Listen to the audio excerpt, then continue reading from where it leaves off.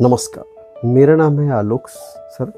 और आइए आज हम लोग कुछ और बातें करते हैं। बातों बातों में एक टॉपिक पढ़ते हैं।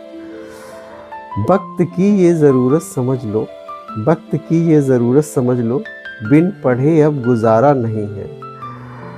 ना कोई रहनुमा ना हुकूमत, कोई अब तुम्हारा नहीं है। तुम पढ़ो और पढ़कर लिखो, वरना सब तारीख बदली मिलेगी। अब कलम और कागज से बढ़कर दूसरा कोई सहारा नहीं है। पढ़ने लिखने से सब कुछ मिलेगा, पढ़ने लिखने से सब कुछ मिलेगा। दौरे हाजिर भी और अखीरत भी सिर्फ तालीम है, और तालीम के सिवा कोई सहारा नहीं है। चलिए आइए हम लोग आगे बात करते हैं, और आगे आज हम लोग पढ़ते हैं एक नए टॉपिक को, जिसे हम लोग कहते हैं पारिस्थितिकी पिरामिड। ठीक है, बाकी के मेरे वीडियोस देखिएगा। चलिए इसी पे बात करते हैं क्या होता है पारिस्थितिकी पिरामिड। तो सबसे पहले बात करते हैं त्रिभुज क्या होता है। त्रिभुज का मतलब ये 2D शेप होता है, और जो आपका पिरामिड होता है वो 3D शेप होता है। ठीक है, देखिएगा जैसे ये दिल है, क्या दिल कहीं होता है? ये दिल का आकार इस तरीके से नहीं होता है। दिल का आकार जो होता है वो दूसरा होता है। चलिए आइए आगे जानते हैं क्या होता है पारिस्थितिकी पिरामिड। पारिस्थितिकी पिरामिड पिछली क्लास में हमने बात की थी उत्पादक और उपभोक्ता।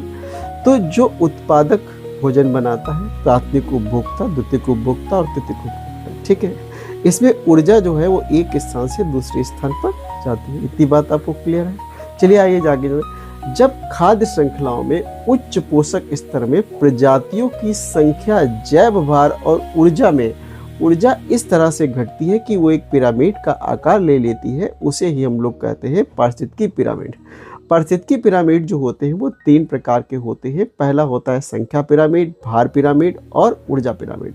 अंग्रेजी में बात करते हैं नंबर पिरामिड, बायोमास पिरामिड और एनर्जी पिरामिड। चलिए आइए इस पर मैंने एक दोहा भी बनाया है। पिरामिड लड़ाई ना करें, होते हैं ये 3, और जैव संख्या, जैव भार और ऊर्जा का बनाते हैं ये सीन।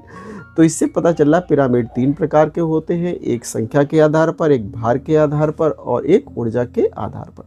चलिए आइए आगे जानते हैं कि जो संख्या के आधार पर पिरामिड क्या होता है।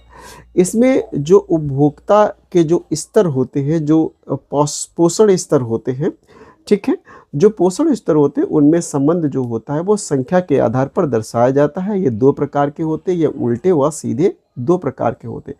आइए हम लोग बात करते हैं सीधा संख्या पिरामिड क्या होता है। सीधा संख्या पिरामिड में जो बढ़ते हुए पोषण स्तरों में संबंध जो है वो संख्या के आधार पर दिखाया जाता है। जैसे कि ये दिखाया गया है कि जो निचला स्तर है वहाँ पर संख्या जो है वो ज़्यादा है, इससे दूसरे स्तर पर संख्या जो है और ज़्यादा और कम हो गई, फिर तीसरे स्तर पर और कम, फिर धीरे धीरे ऊपर की ओर स्तर पर संख्या और कम हो जाती। इसलिए इसका शिखर भाग नुकीला हो जाता है और आधार भाग इसका चौड़ा हो जाता है। इसे हम लोग कहते हैं संख्या